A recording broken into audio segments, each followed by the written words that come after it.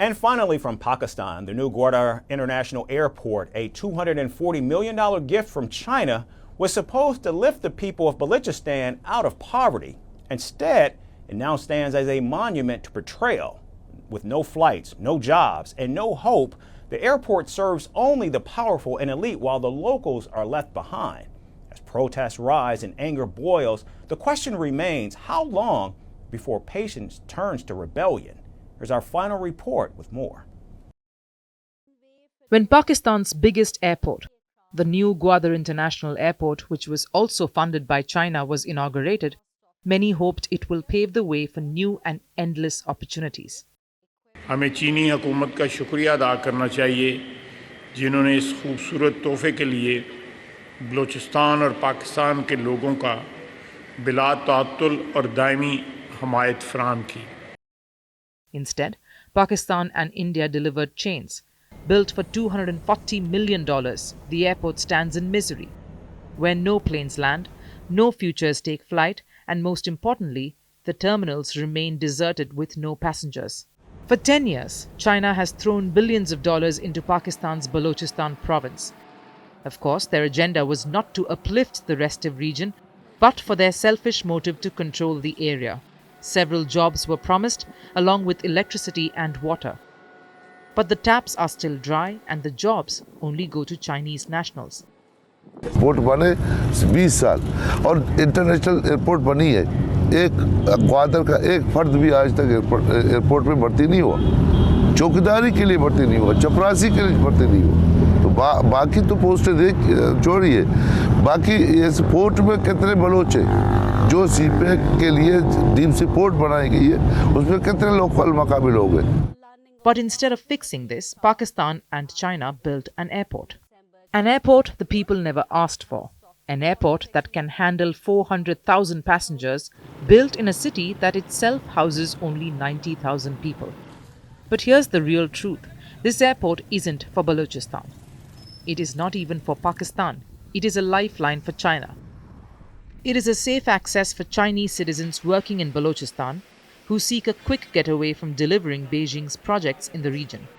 Meanwhile, the locals for whom apparently the airport was constructed are shut out, behind suspicion. जो project यहाँ बने हैं उससे अब तक लोगों को कोई ख़ास फ़ायदा नहीं पहुँच रहा है, ना मुलाजमतें लोगों को मिली हैं. एयरपोर्ट है वो नॉन फंक्शनल है, पोर्ट है उसमें काम नहीं हो रहा है. तो जब वो नहीं काम हो रहा है तो लोगों को रोज़गार कहाँ से मिलेगा. हम तो चाहते हैं कि ये काम करें और लोगों को, यहाँ के लोगों को, यहाँ के नौजवानों को रोज़गार दें, ताकि जो मायूसी नौजवानों में फैल रही है वो ख़त्म हो जाए. Locals complain. Gwadar is no longer a city, it's a prison. Checkpoints choke the streets. The Pakistani army guards every road, not to protect the people, but to silence them. हम पर कोई पाबंदी नहीं थी. हमको कोई ये नहीं कहता था कि कहाँ जा रहे हो, क्या कर रहे हो, क्या नाम है. तो हम रात भर पिकनिक मनाते थे पहाड़ी पर या अपने देही इलाकों में, हमें कोई भी पूछने वाला नहीं था.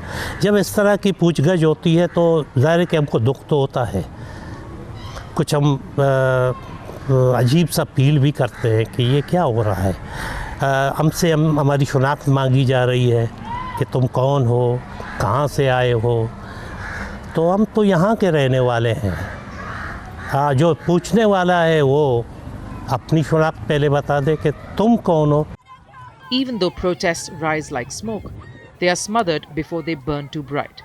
The people demand water, electricity and dignity. But the government feeds only false promises. Even the airport itself is a symbol of betrayal. The grand opening never happened. Security concerns delayed it. The government afraid that the very mountains of Balochistan might strike back. Instead, Pakistani Prime Minister Shehbaz Sharif and China's Li Qiang held a virtual ceremony. No media, no public, just a lifeless display of power.